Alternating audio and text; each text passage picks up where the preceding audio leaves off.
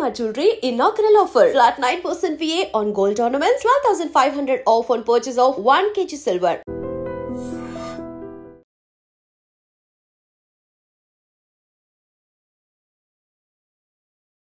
Hi hello నమస్తే welcome back to our channel. నేను మీ వైషు. రీసెంట్గా వచ్చిన జెమినై ఏఐ ట్రెండ్ ఎంత దారుణమైందో ఎంత డేంజరో అనే విషయం అర్థం కాకుండా అందరూ ఫోటోలు అప్లోడ్ చేసేస్తూ ఉన్నారు. శారీ ట్రెండ్ ఒకటి వచ్చింది, మనందరికీ తెలిసిందే, వెరీ రీసెంట్. అయితే ఒక అమ్మాయి ఇక్కడి వరకు ఉన్న డ్రెస్ ఫొటోస్ పెడితే లోపల ఉన్న పుట్టుమచ్చను కూడా ఏఐ తీసి స్లీవ్లెస్ బ్లౌజ్ వేసి ఆ అమ్మాయి పుట్టుమచ్చను కూడా చూపిస్తుంది. అంటే బాడీ పార్ట్స్ని కూడా రివీల్ చేస్తుంది.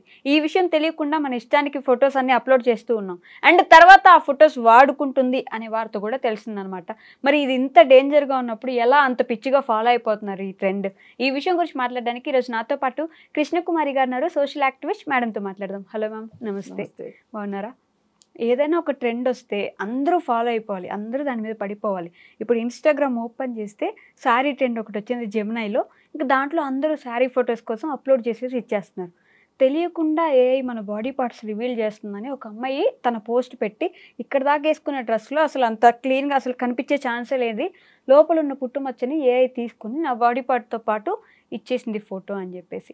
అండ్ ఆ ఫొటోస్ కొంతమంది ఏఐ దాచిపెట్టేసుకుని మన అవసరం మన పర్మిషన్ లేకుండా వాడేసుకుంటుందని కూడా చెప్తున్నారు.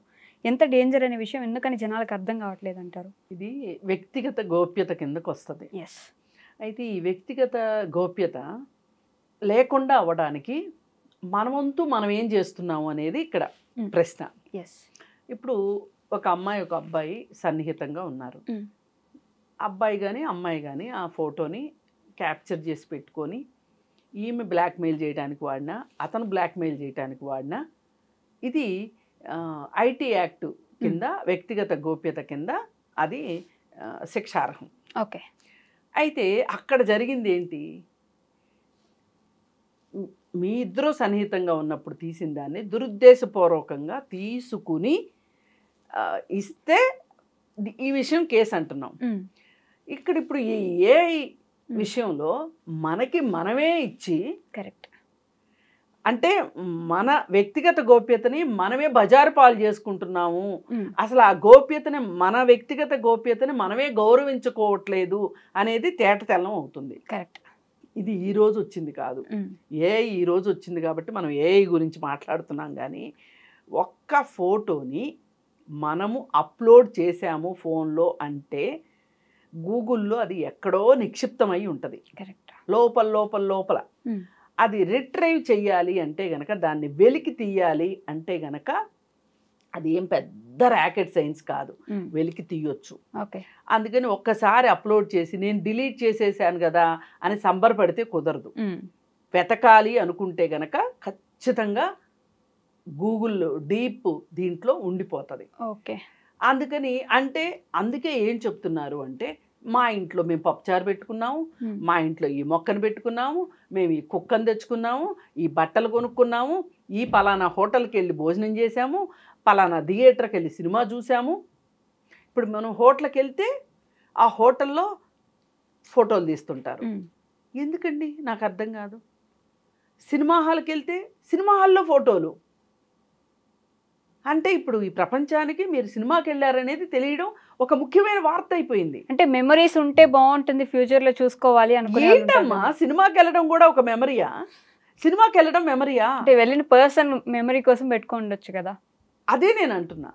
ఇప్పుడు లండన్లో ఏం చెప్తున్నారంటే, మీరు మెమరీని ఎక్కువ పెట్టుకోవద్దు ఫోన్లలో. ఎందుకు అంటే ఈ మెమరీల్ని మేము స్టోర్ చేయాలి, కాపాడాలి అంటే గనక ఎలక్ట్రిసిటీ ఖర్చు ఎక్కువ అవుతుంది, ఎలక్ట్రిసిటీ బాగా కాస్ట్లీ అయిపోయింది, కాబట్టి మీరు మెమరీలో ఎక్కువ స్పేస్ని ఎక్కువ వాడుకోవద్దు అని చెప్పి లండన్లో చట్టం చేశారు. ఎందుకంటే ఇప్పుడు మనం ఈ ఫోన్లలో వేసే చెత్త అంతా దాన్ని కాపాడాలి అంటే, ఉంచాలి అంటే, డిలీట్ కాకుండా ఉండాలి అంటే బోలెడు బ్యాక్ అండ్ వర్క్ నడుస్తూ ఉంటుంది. బోలెడు మంది పనిచేస్తుంటారు దానికి. ఇప్పుడు అవసరమైనవి ఎలాగూ తప్పదు. ఇప్పుడు గవర్నమెంట్ ఉందండి, గవర్నమెంట్ ఫోన్లో దానికి సంబంధించిన హార్డ్ డిస్కుల్లో సమాచారాన్ని భవిష్యత్తు కోసం నిక్షిప్తం చేసి ఉంచుతుంది. దాన్ని కాపాడటం అనేది చాలా ఇంపార్టెంట్. ఒక చట్టానికి సంబంధించిన ఇన్ఫర్మేషన్ ఉంచడం ఇంపార్టెంట్ విషయం. అలాగే ఏదైనా ఒక కొత్త జీవో వచ్చిందనుకోండి, దాన్ని నిక్షిప్తం చేయటం ఇంపార్టెంట్. అలాగే చదువుకు సంబంధించిన ఇన్ఫర్మేషన్ ఉంచడం ఇంపార్టెంట్. ఈ ఇంపార్టెంట్ అయిన విషయాలు వదిలిపెట్టేసేసి మన పర్సనల్, ఇందా చెప్పానే, మొక్క, కుక్క, తిండి, సినిమా, హోటలు, ఇవన్నీ కూడా పెట్టేస్తున్నాం అనుకోండి, మనం డిలీట్ చేయట్లేదు అనుకోండి, దానికి స్టోరేజ్ ఎక్కువ కావాలి కదా. ఈ స్టోరేజ్ని కాపాడటం కోసం కరెంట్ ఎక్కువ ఖర్చు అవుతుంది కదా. అవన్నీ మనం ఉంచుకోవాలనుకుని స్టోర్ చేసుకుంటుంటే ఊరికి ఏదో ఫోటో ట్రెండ్ కోసం ఇచ్చినప్పుడు అది AI చాట్ GPT మొత్తం సేవ్ చేసి పెట్టేసుకుంటే ప్రాబ్లం అవుతుంది కదా. చాలా ప్రాబ్లం అవుతుంది. అదే నేను చెప్పొచ్చేది. ఇక్కడ మీకు ఒక అవకాశం వచ్చింది కదా అని చెప్పి ఏదైనా సరే వాడాలి. మన వాడకం అలా ఎలా ఉండదు. బ్రహ్మానందం చెప్తాడే అట్లా ఈ వాడకం అంటే మామూలుగా ఉండదు అని. అలా వాడేసేసేయటం వల్ల టెక్నాలజీకి ఇబ్బంది అవుతుంది, భారం అవుతుంది. అలాగే మన వ్యక్తిగతమైన గోప్యత బజార్ను పడుతుంది. మనకు ఒక వ్యక్తిగత జీవితం అనేది ఉండొద్దా? మన జీవితంలో మనకు మాత్రమే తెలియాలి అనే విషయాలు, మన కుటుంబం మాత్రమే తెలియాలి, కుటుంబానికి మాత్రమే తెలియాలి అనే విషయాలు అక్కర్లేదా? వాటినే వాడుకుని ఎవరైనా బెదిరిస్తే మనం ఖచ్చితంగా. ఇప్పుడు నా ఫోన్కి మీకు జియో సిమ్ కావాలా అని చెప్పి మెసేజ్ వస్తుంది. జియో సిమ్ తీసుకోండి, ఈరోజే తీసుకోండి అని వస్తుంది. ఎందుకు అంటే నేను ఎయిర్టెల్లో చాలా ఇబ్బంది పడుతున్నా, నాకు ఫోన్లు సరిగా రావట్లేదు.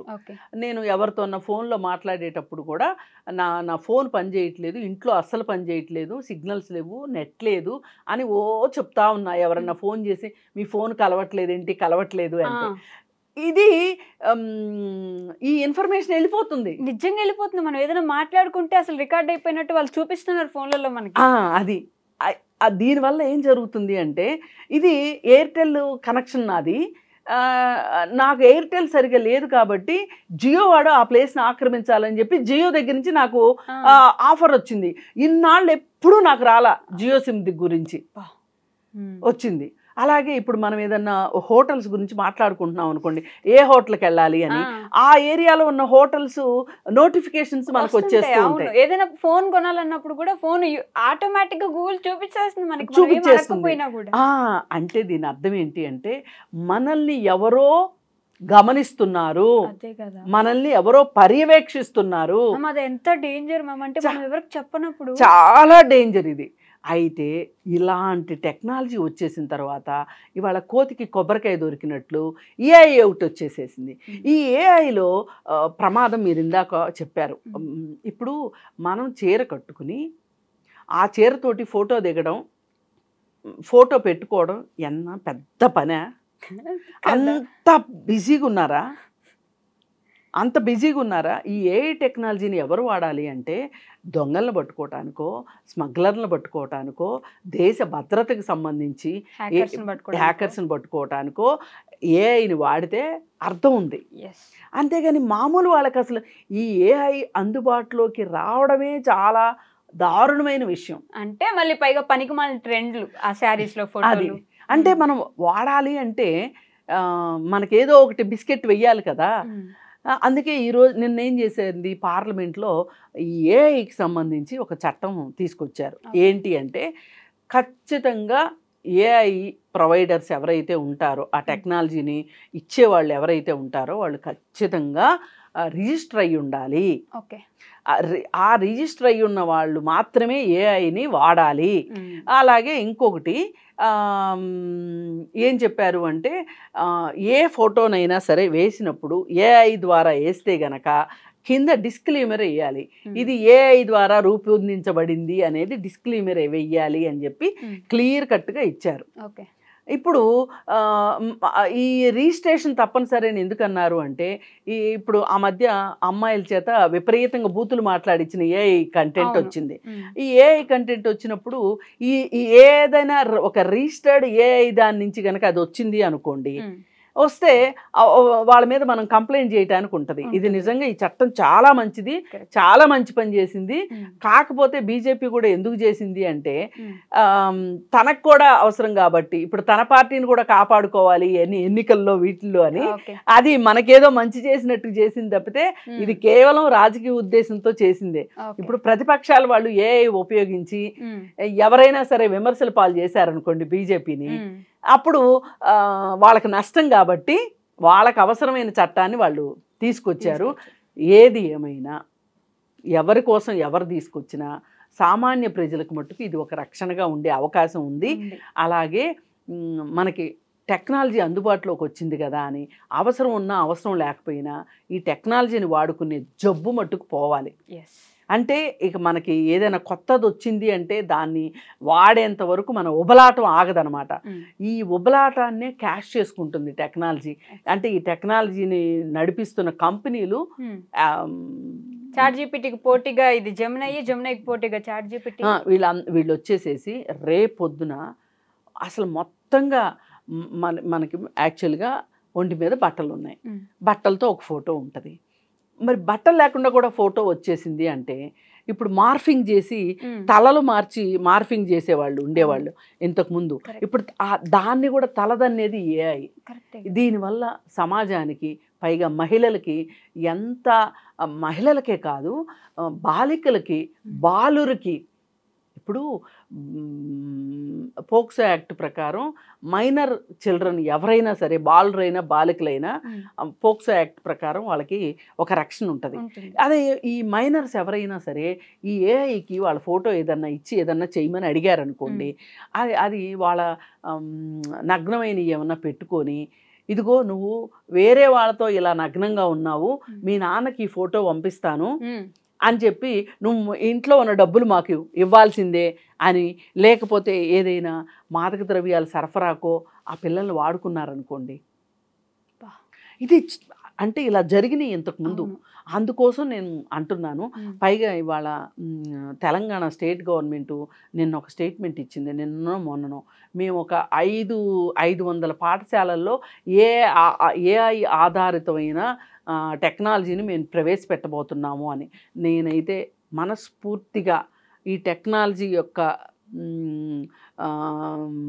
క్రూరత్వాన్ని ఎన్నో కేసుల్లో దగ్గరగా చూసిన దానిగా చెప్తున్నాను. అసలు ఏఐ అనేది స్కూళ్ళల్లో ప్రవేశపెట్టకపోవటమే మంచిది. ఈ పిల్లలకి ఏఐ తెలిసింది అంటే ఇప్పటి వరకు పిల్లలు చదువుకోలేదా? అసలు ఇంతకు ముందంతా ఒక 20-30 సంవత్సరాల క్రితం ఐఏఎస్లు అయిన వాళ్ళు, ఐపీఎస్లు అయిన వాళ్ళు, ఐఐటీలు అయిన వాళ్ళు గవర్నమెంట్ స్కూల్లో చదువుకున్న వాళ్ళు కాదా? అప్పుడు ఎక్కడున్నాయి ఈ ప్రైవేట్ స్కూల్స్? ఎక్కడున్నాయి ఈ ఇంగ్లీష్ మీడియాలు? ఎక్కడున్నాయి? అందుకని అనవసరమైంది ప్రతిదాన్ని మన నెత్తిని పెట్టుకోవద్దు, మన పిల్లల్ని నెత్తినేసి రుద్ది వాళ్ళ జీవితాలు నాశనం చేయొద్దు అని చెప్పి నేను కోరుకుంటున్నా. అలాగే మహిళల మట్టుకు అత్యంత జాగ్రత్తతో ఉండాల్సిన అవసరం ఉంది. మన చితికి మనమే నిప్పెట్టుకున్నట్టు చేసుకోవద్దు అని చెప్పి ఓకే మ్యామ్, థ్యాంక్ యూ. నిజంగా ప్రస్తుతం ఉన్నటువంటి సమాజం దేనికి ప్రయారిటీ ఇస్తుంది? ఆర్థిక సంబంధాల చుట్టూ మాత్రమే తిరుగుతుంది. మళ్ళీ ఎన్నికలంగానే చాలా విరక్తి కలుగుతాం. మంచి అనిపిస్తుంది కదా, లేడీస్ కూడా ఛాలెంజింగ్ జాబ్స్ చేసినప్పుడు చాలా బాగుంటది. ఫుడ్ డెలివరీ ఇవ్వటానికి వెళ్ళినటువంటి డెలివరీ బాయ్ అనిల్ పై కళ్ళ ముందు